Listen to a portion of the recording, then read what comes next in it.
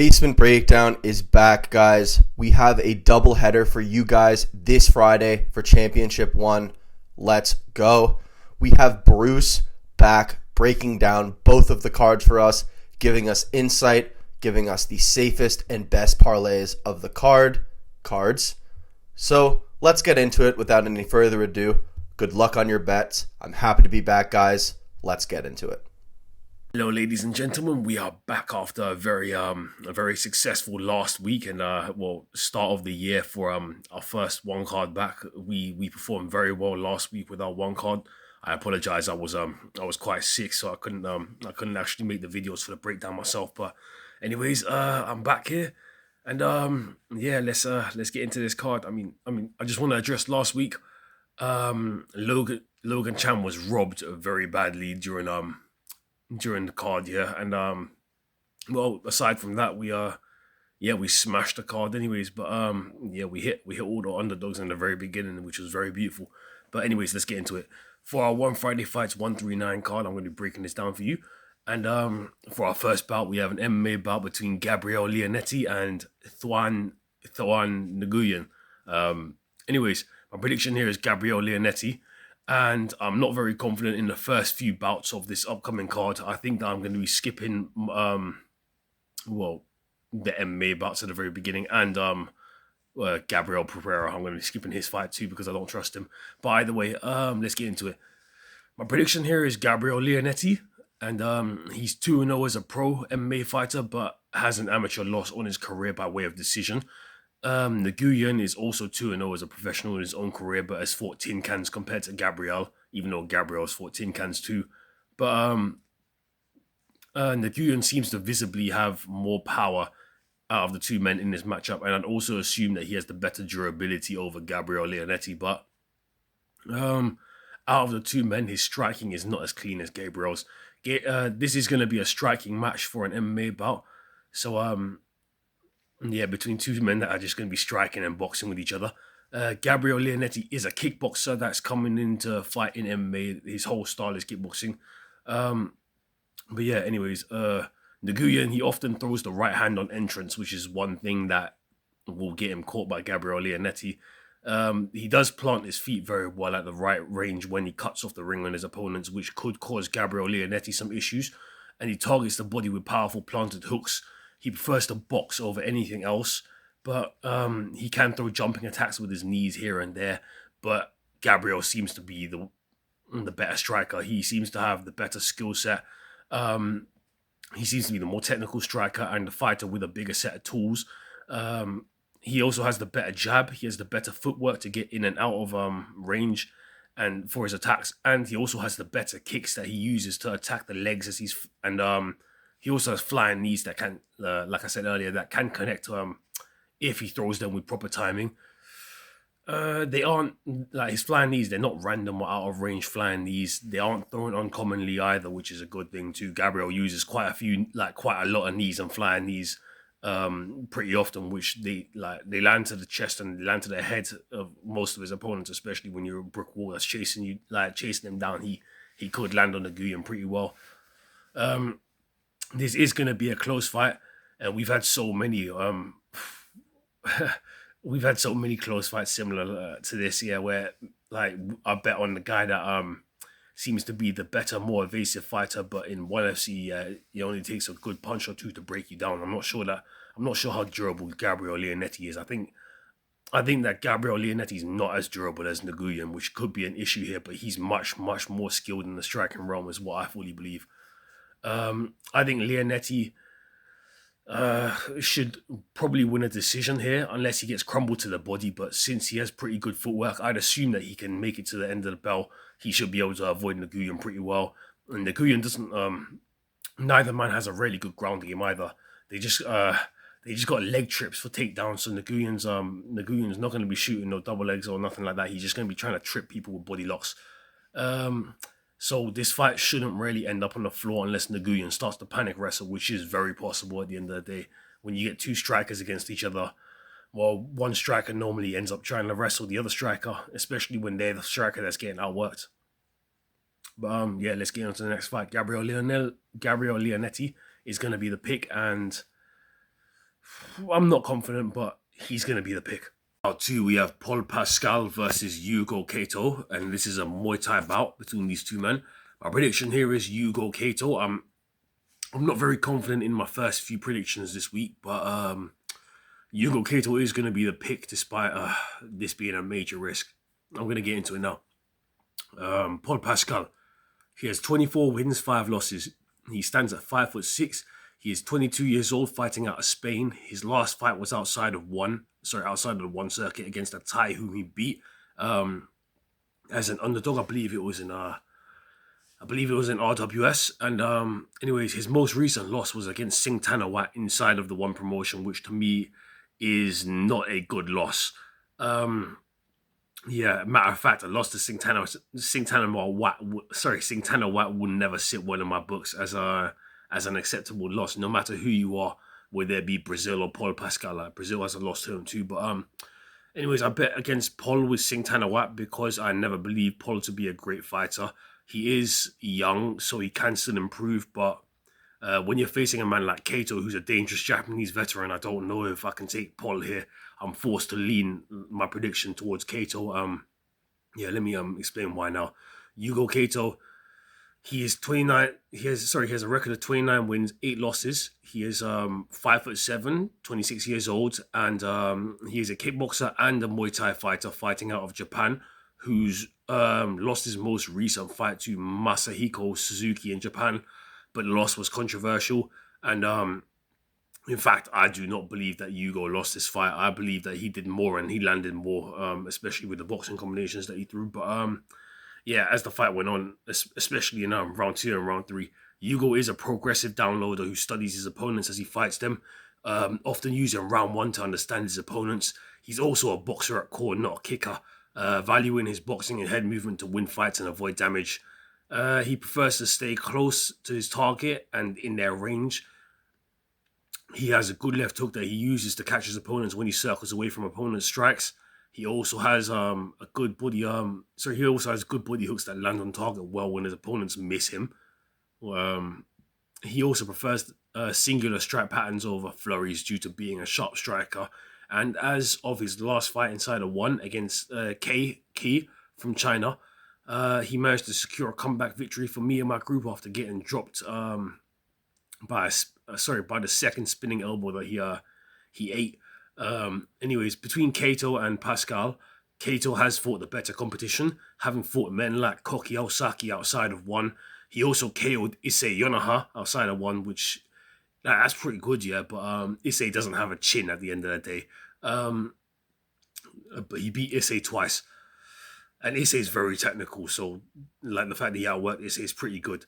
Anyways, this is a risky pick only because I don't know how one will judge Hugo Cato due to the fact that he isn't the fastest starter. He might even be down the first round to Paul Pascal, which could cause a really big issue here. And Hugo also doesn't have a kicking game. Like I said, he avoids kicks over throwing kicks, so he'll avoid your kick. He'll move his leg out the way of your kick here and then throw counters here with his boxing. So I'm quite scared for Hugo Cato, but he is the better fighter here. He is better than Paul Pascal as a fighter and as a boxer.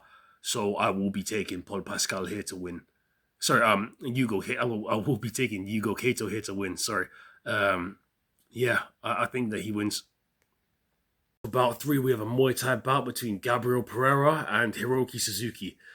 This is the fight literally at the beginning of the card that I said, yep, if you're going to skip a fight, it would be this fight to skip. I don't trust Gabriel Pereira for shit, but let me get into the reasons why now. Gabriel Pereira, this is my prediction. He is a risk, and he has a record of 39 wins, 1 loss, which is a very, very elite looking record on paper, but I'll explain why it's not that elite in a second. He's 5'9", 26 years old.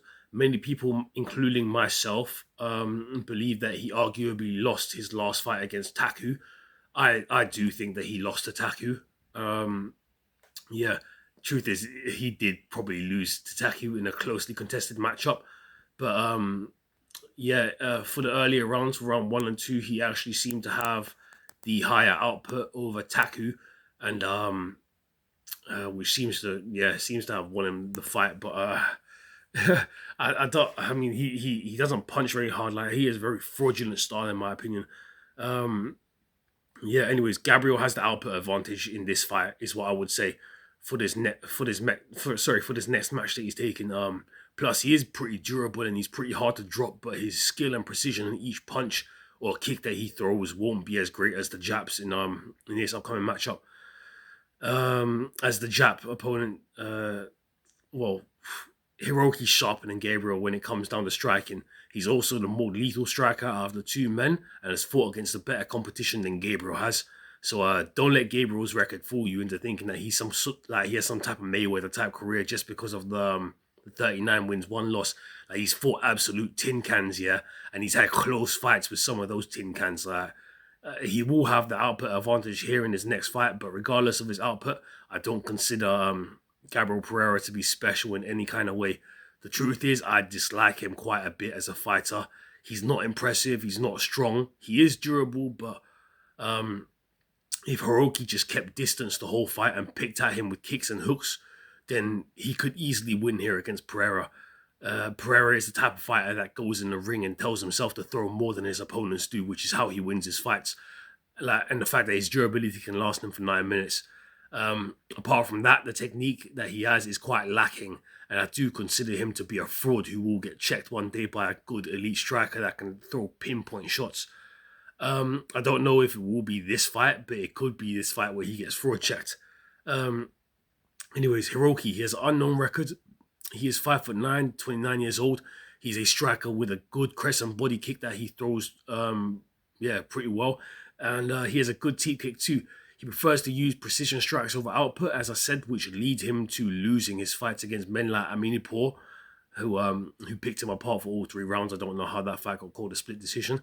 Anyways, Hiroki has fought the better level of competition, beating men who have fought at the highest level of Japanese competition. He hasn't beat those men, but he fought men who fought at the highest level of competition in Japan. He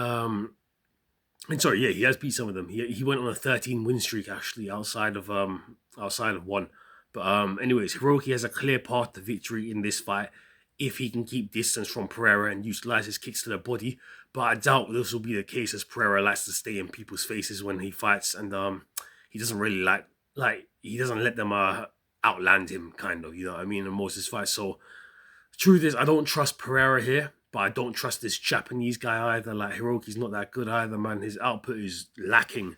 It's not really there. Like, I've seen him corner off Aminipur 6 or 7 times in their fight, and he didn't throw anything. He just let him escape the corner 6 times. I don't trust Hiroki here. I don't trust Pereira either, but I trust Pereira to try to throw more than Hiroki, is the truth. I won't break down this fight for that long, as there's literally no other way this fight goes. Either Pereira stays close and wins with output, or Hiroki can control the distance and win with his kicks. But the fact is, I don't trust Hiroki's output. It's just not high enough. I've seen Hiroki corner men off, literally, like I said, and instead of throwing boxing combinations or kicks, he just lets them escape almost unscathed. I've seen him do this multiple times in multiple different fights, and it's frustrating to watch. So he's just too gun-shy for my liking. I'm going to be betting on the output of Pereira here to win this matchup and the durability of Pereira. But aside from that, if Pereira shows weakness to one body teep that lands on the liver good or something like that, then Hiroki's going to turn up the output on him. That's what happens with Hiroki. He normally has to pick you apart. He likes to hit you slowly, let the shots add up. If he really does hurt you, he's going to go at you and try to kill you. So Pereira's durability has to hold up for 9 minutes. And I don't trust Pereira. He is quite a bit of a fraud. Like, his record does not state, it doesn't show how good he is. So I don't really trust Pereira, but I'm going to lean towards Pereira in this fight. 4, we have a kickboxing bout between Zhao Zhengdong and Keisuke Monoguchi. My prediction here is Keisuke Monoguchi, and my evaluation for this fight is that it is mid/safe. Anyways, let's get into it. Zhao Zhengdong. He's 20 years old. He has unknown records. Sorry about that. I couldn't find it. And he has a height of 5'9". He is a kickboxer from China who's still quite green from the fights that I've seen him in. He has the ability to improve, of course, but I'm not so sure how high his ceiling will be. He's not got anything special that really impresses me about him, but he will step forward into the line of fire through jabs to land his hooks at certain angles. He has a decent body hook too, but aside from his hooks, I see no threat that could really drop or rock Monoguchi, apart from a Wonder Bang. But anyways, Keisuke Monoguchi. He is 5'7" with 17 wins, 5 losses. He is a previous Rise featherweight world champion, but he does not land many KOs. He is a points fighter at heart with only 3 KO victories, so expect a points win performance in his one debut. He should win this upcoming fight pretty convincingly against the Chinese kid that he's fighting. This adversity is nothing that he hasn't really faced before. Monoguchi has fought like far better competition here out of the two men, and he's also fought the man that I previously mentioned before today, Koki Osaki, where he was knocked out by Koki in round 2 after not fighting back when a flurry was set on him. He was given a standing count 2 times in this fight with Osaki, but he actually looked quite good in round 1 against Osaki. That he was winning the fight at the beginning, but that's just how it is with Osaki. You can be winning a fight against Osaki until Osaki lands one strike on you, and Koki Osaki landed one good hook that it changed the pace of the fight like it always does, and the thing that gives me confidence here is that Monoguchi was never dropped by Koki in this loss to Koki. Like, he got standing count twice. Like I said, he never fell one time. So in a fight against Zhao, I will be shocked if he loses to via knockdown. I expect Monoguchi to stay standing and to win on his feet. If he loses, I'll be disappointed, but it's a fighting sport at the end of the day. Monoguchi is the better fighter, so I'm going to be taking Monoguchi by distance. I don't trust Monoguchi at all in terms of trying to get a KO. Not that I don't trust him, but he just doesn't really have much of a KO threat in his hands. He's not a KO punching power. Like, he's not some KO fighter, and one values like KO fighters are a lot. So I don't know how they're gonna judge Monoguchi, but Monoguchi is by far the better fighter out of the two men, in my opinion, in terms of technical ability. 5, we have an MMA bout between Alistair Valdez and Battlechir Bat Saikan. My prediction here is Alistair Valdez, and I've got it written down as mid for my risk evaluation. Anyways, Alistair Valdez, he's 26 years old, 6'1", and 5-0 in his pro career, but he has losses in boxing. Well, in his boxing debut against Reef Gaylord. Anyways, he won for us against Azadbek Erkinov with a disgusting head kick KO win over the Uzbekistani opponent. We've spoken about him here before on the channel. He made his debut in that fight and he won for us. He is extremely durable and able to push through adversity in almost every fight to secure victory. In every fight he's been in, he's spent time on his back, but he is one of those fighters that just seems to get back up and deal with the adversity that he goes through. It's like he thrives in the moments where it's just him and someone else scrambling. But he's also trained with UFC fighter Jack Jenkins and others, switching camp from a shit Aussie camp that held him back to a better camp. He trusts himself in a ring, which is good.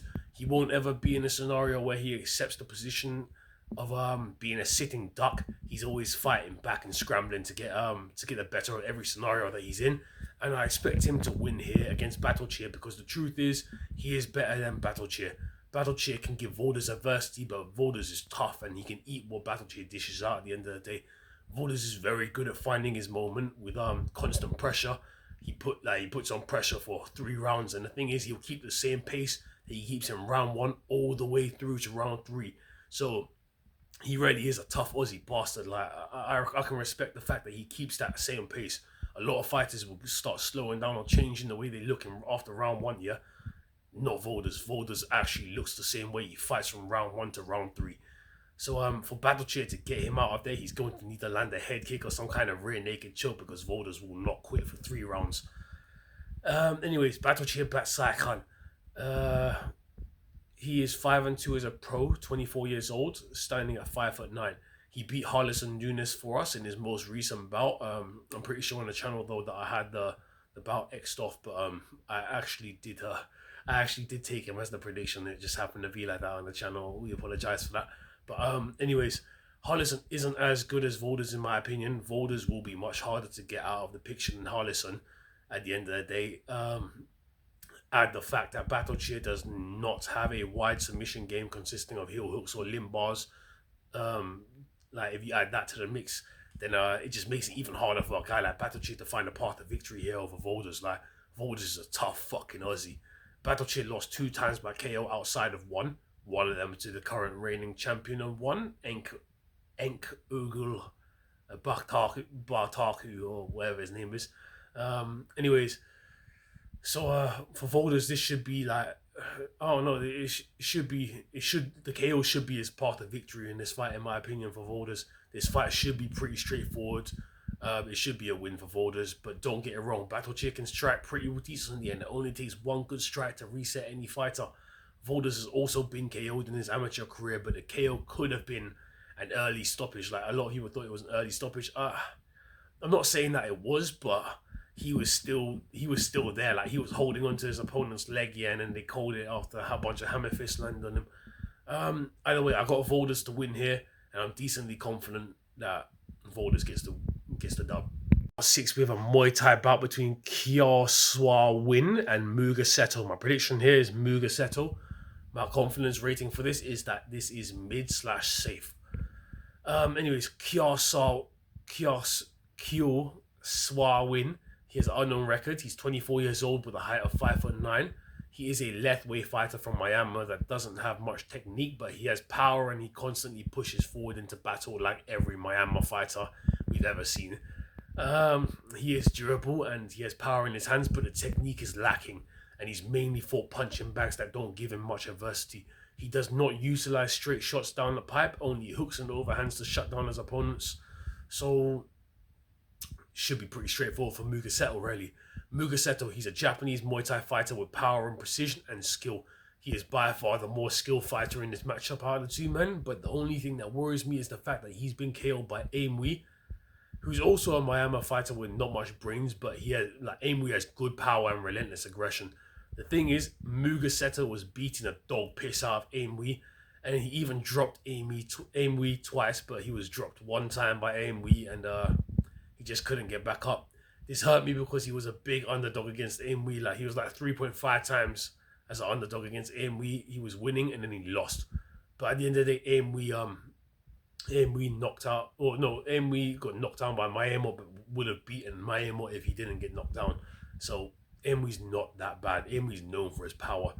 Anyways, after the loss, he went on to beat Super Ye Chan, who's also a Myanmar fighter. So Muga Seto's got a lot of experience against Myanmar fighters.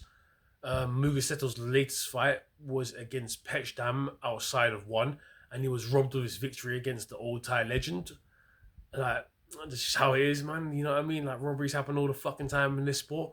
But that's how it is when you fight against the Thai. You know what I mean? Thais aren't even the king of their own sport. Like, truth is, yeah. Like, if you saw last week, yeah, what Thai beat the foreigner fighter? Not a single one. And apart from the robbery with Logan Chan, but that was a fucking robbery, you know what I mean? Like, Thais are not even the king of their own sport at the end of the day.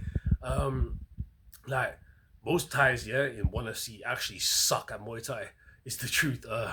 Anyways, yeah, most Thais can't win against the foreigner to save their life. It always seems to be the judges that save the Thai fighters because, yeah, just they suck. You know what I mean? They actually suck. They ain't got the same skill that foreigners do. Either way, Muga should win here. He's levels ahead of the Myanmar fighter in terms of skill. As long as he doesn't get dropped, he should easily just take this fight. But I mean, he was dropped before against Muay. Like I said, he was knocked out by Muay, actually. They traded a knockdown, and then literally they hit each other both with a right hand or some shit like that, and they both fell. And the only difference was Muga Seto couldn't get back up. But anyways, yeah, Muga Seto is my prediction here. He's got to be careful, but Muga Seto is by far the cleaner, sharper technical striker. 7, Muay Thai. It's a Muay Thai bout between Thoan Nguyen, who is Seksan, the man who yields to no one's brother, and Rustam Yunusov. My prediction here is Rustam Yunusov. Rustam Yunusov is safe. Thoan Nguyen, let's get into it real quick. Thoan Nguyen has 125 wins, 33 losses. standing at 5'8". He's the brother of Seksan, like I said, and he will not win this fight. Anyways, Rostam Tomahawk Yunusov. He's 15-0, 5'8", and he's going to kill Konponoi. He has tomahawk elbows and he's just too good. Don't even bother here. I'm not going to bother explaining this one. It's not a close fight. If they give Rostam odds of even 1.3 or whatever, put everything on it. Put every fucking penny on it. They'll probably show respect to Komponoi due to the fact that he's Seksan's brother, so we might get good odds. But yeah, it's a lock that Rustam's going to win. Like, they're not going to disrespect Seksan's brother because it's Seksan's fucking brother, you know what I mean? Yeah, but that just gives us more fucking money, man, at the end of the day. Because Seksan's brother, Kunponoi, is not beating Rostam. Rostam is going to fucking, he's going to murder him. He's going to murder him. Yep, Rostam's the pick. He is a lock. He is safe. And yeah, next fight. For Bout 8, we have a Muay Thai bout between Kunsuk and Na Yin. My prediction here is Kunsuk. My risk assessment is that this is mid. And yeah, let's get into it. I'll tell you why it's mid now, even though Na Yin's not that good. Kunsuk, he has a record of 57 wins, 17 losses. He's 22 years old with a height of 5'2". He is an improving Muay Thai practitioner whose main weapon is his jab cross. His 1-2 that's just secured him many victories over his career. Kunsuk isn't anything special, but he did just get a revenge win over Tub Tim Tong, whom I knew had a deteriorated chin. Like I warned before that fight, before anyone bet on him, yeah, that Tub Tim Tong is actually the cleaner fighter, but he just doesn't have a chin anymore. Like there's a reason. I bet Ban Lua Lock as a 3 times underdog, yeah, against Tum Tim Tong for a reason. And yeah, he beat him. So anyways, this fight should be a clear-cut win for Kunsuk against his Myanmar counterpart, but it may not be as easy as it seems at the end of the day. Like we've broken down Kunsuk before here on the channel, and although he is my prediction here, this fight has its own risks. Na Yin is tough and durable.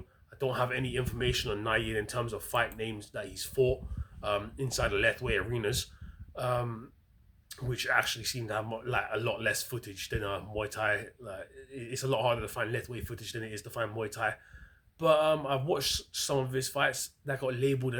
I watched one of them actually that got labelled as a draw, where Na Yin definitely won that fight. Like, and I've said many times before, they judged Lethwei differently, but the truth is Na Yin beat his opponent by about 10 knockdowns. So I don't know how they judged Lethwei if you call that fight a draw, because it definitely fucking wasn't. You know what I mean? Kunsuk has fought the better competition for sure at the end of the day, and I quite often win money betting against Myanmar. Like, it's very easy to bet against Myanmar in Wanasi. Like, very rarely do you see a Myanmar fighter that actually beats a Thai fighter. So I expect this to be the case here yet again, since Kunsuk is a precise sniper compared to Na Yin, who throws big hooks and soccer kicks to the body. Like, Na Yin throws all his power in every single strike, so he's very visible when he fights. Na Yin will be walking forward the whole time unless he gets cracked, so Kunsuk has to watch out for unseen elbows and other strikes, or he could end up falling. But other than that, yeah, if he doesn't fall, then like Kunsuk should have, he should easily maintain a clear points lead, and Kunsuk should just be the better fighter in this matchup. He should be in the lead. Round 9, we have a Muay Thai bout between Dunk and Kajong Klai. My prediction here is Kajong Klai. My risk assessment is that this is mid. And I'm going to explain why I'm actually betting against Dunk here in a second. Anyways, because Dunk is known as a legend in Muay Thai. But anyways, Dunk, he has a record of 60... Well, he is legendary status, but he's not like the elite here. Anyways, Dunk, he has a record of 63 wins, 14 losses. He's 27 years old, standing at a height of 5'6". Dunk is a Lumpinee world champion outside of one, but inside of one in a small ring and in small gloves, he was broken down instantly by Super Ye Chan in round 1. Me and my betting group actually made quite a bit of bank betting against Dunk, because Dunk was quite a big, I think it was like a 1.6 favorite maybe. Super Ye Chan was around 2.3 underdog, 4 underdog, I'm pretty sure. Anyways, me and my group made quite a bit of bank betting against Dunk, as we never thought him to be a great fighter. He is decent, but he's nothing impressive. And he's not a heavy come forward scrapper like people believe him to be, which is the reason why I bet against him in his one debut. A lot of people expected him to be extremely aggressive, but I knew he wouldn't be. Now I'm betting against him again with Kajon Klai, because Kajon Klai is dangerous with his forward pressure, and without a doubt, he's definitely less chinny of the two men. Kajon Klai doesn't have available information on his wins and losses, but from the footage I found of him, he walks his opponents down into the ropes and corners with hooks. And when you cover up from the onslaught, he throws lengthy uppercuts that cut between your guard and have KO'd men. He's a good boxer, basically, and he's not the cleanest boxer, but he's powerful. Anyways, what I believe I've seen from watching Dunk over the years is that he's developed CTE early and he's losing his chin. The truth is, Kajon Klai is without a doubt the more durable man at this point in time out of the two men, and he will hunt Dunk, who I believe will be on the back foot waiting for counter kicks and trips. Dunk used to showcase aggressive boxing back in his day, like when it was actually his day, but his aggressive boxing and his just aggression in general has just started to disappear in his fights. You don't really see him being aggressive anymore. He started opting to use a laid back style now. In some fights, you don't even see him use footwork at all. Like, he just stands there waiting to throw a teep or waiting to defend, to try and trip you. It's like it's as if he doesn't even try in some of his fights to make an approach. He just waits for you to make yours and then just expects to, let me land my head kick. Let me land my fucking trip. Let me grab onto you when you enter my range, and just throw you to the floor. That's what he tries to do a lot of the time. And doing that against Kajon Klai, I believe, will lead to him getting brutally KO'd if he's not careful. So for that reason, I'm taking Kajon Klai. Kajon Klai is much more durable and much more dangerous at this stage in life, but out of the two men. And this fight still poses some risk for Kajon Klai, as Dunk is the fan favorite. But I think Kajon Klai will not let that affect him. I think Kajon Klai is going to fuck him up. It is his opportunity to also belong inside of one. So Kajon Klai making a debut against a man named fucking Thai fighter like Dunk, he will most likely be training his hardest ever for this moment, and a win here over Dunk will validate all the hard work. Like, if he beats Dunk, he automatically gets a lot of credit from one, and if he does it by KO, he automatically gets his name put out there for other fights in the future. Bout 10, we have a Muay Thai bout between Zhao Insi and Den. My prediction here is Den, and my confidence level for this is that it is mid. This fight is also a rematch, by the way, and a lot of people don't know that. This is a fight that happened outside of ONE FC already, and anyways, let's get into it. I will be taking the man who won the fight out of the two men the first time as well. Den is the man who won, so I will be taking Den here as well. Zhao Insi, he has 71 wins, 31 losses. He is a Muay Thai fighter that's beaten a couple of names that I know in and outside of ONE, but he's not a good fighter. He's just a durable one who's often outclassed in his Muay Thai bouts. He went to a draw with Sunday, Boom Dek San. So that's what I'm going to fucking say. And yeah. Anyways, it was a fucking lackluster fight, and truth is, Zhao Insi is lackluster in every single one of his fights that he's in, which is why I'm guessing they're making his matchup with Den, because Den will bring excitement into ONE. Den isn't that good either, but he's aggressive, and the fights he's in will contain blood almost always. Anyways, Den won the first time already between the two men, but this time could be different. He could land a KO strike. I'm not sure if he will, but the smaller gloves may allow him to, since he targets the body with hooks I'm not going to say pretty effectively. They're not clean hooks at all. He just fucking goes forward and just throws. Although the body hooks aren't the cleanest weapon, Den doesn't have to worry too much in this fight when it comes down to his opponent having power. Den just has to worry about not getting clipped when he enters the range, since it is his first time in small gloves. He will have to adapt to the sting from the punch. But aside from that, he has every advantage in his favor in small gloves, since he is the power puncher out of the two men in this matchup. I just hope he doesn't get caught rushing forward. I've literally seen him slip over his own feet while throwing hooks before. He doesn't even plant both his feet when he throws. He just launches off the back leg and he just goes to work. So yeah, Den will win as long as he avoids getting tripped over for 9 minutes.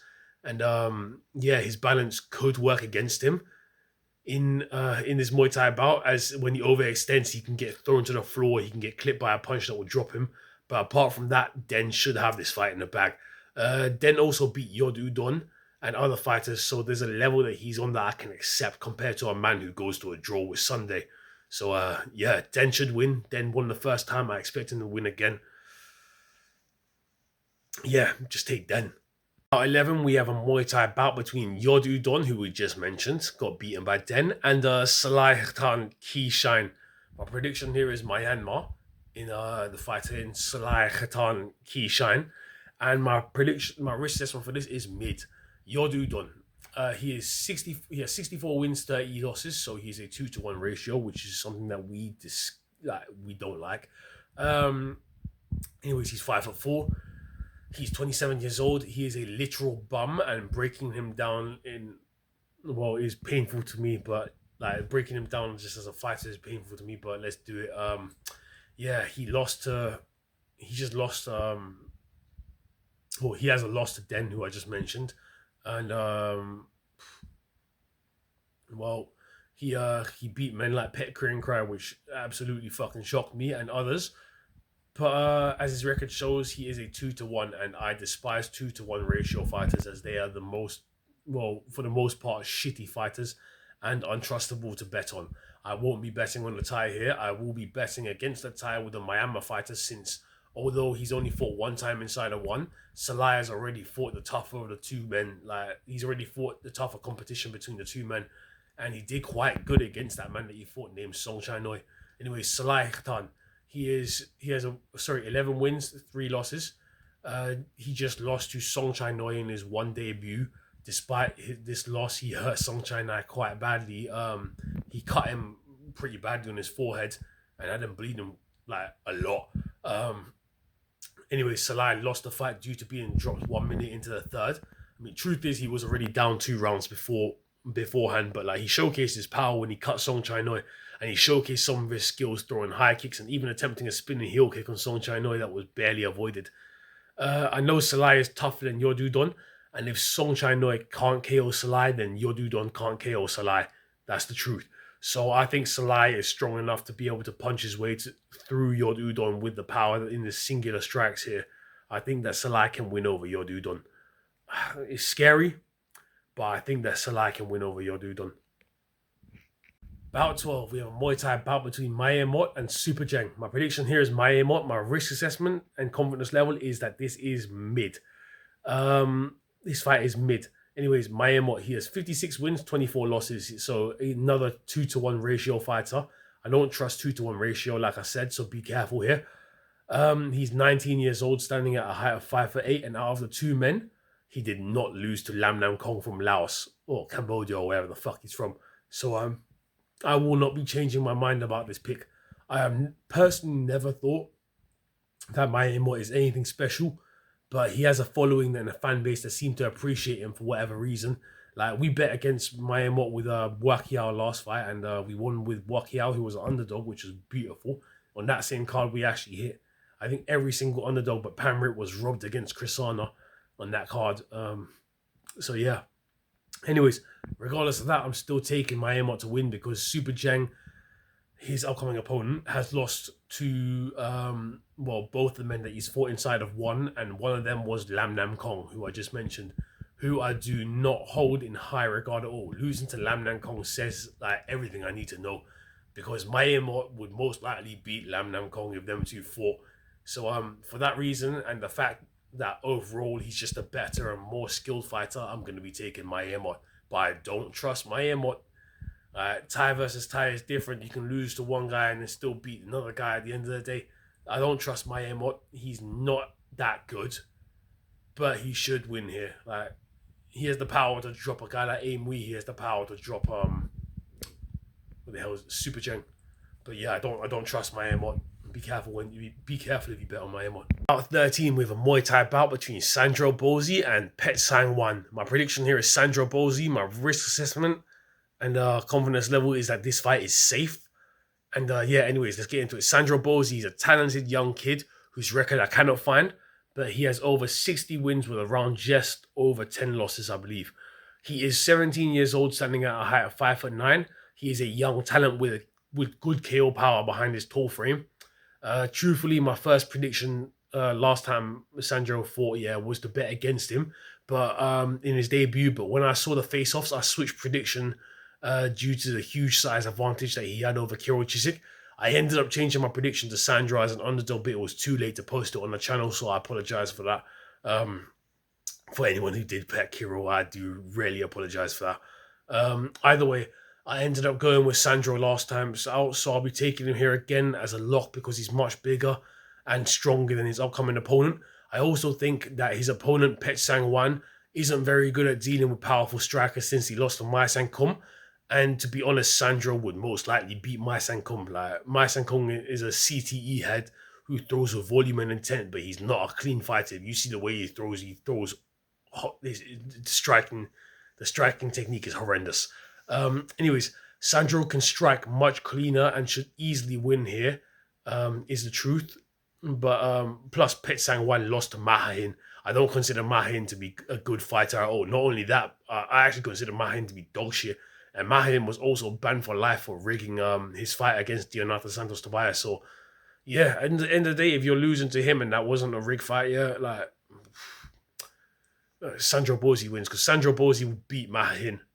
So if Sandro Bozzi would beat Mahahin, then Sandro Bozzi would beat Phetsang Wan. That's the truth. That's full on the truth. 14, we have a Muay Thai bout between Warapon and Solin Yu. My prediction here is Warapon will win.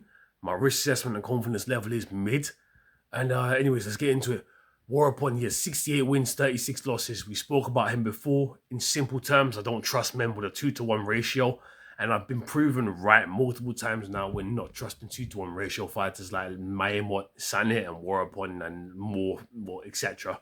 There's more fighters than that, just them. But yeah, you know what I mean. It's because they can lose, and to them, a loss isn't as bad for them as it is for a man who's barely tasted defeat or never tasted defeat. I don't trust Warapon after his latest disaster performance against Julio Lobo, where he was practically butchered by Lobo for 3 rounds. Like, Warapon has beaten men who have beaten Lobo, and he lost to Lobo. That just puts Warapon in the bucket of fighters that can't be trusted for me. Luckily for Warapon, he's a fan favorite.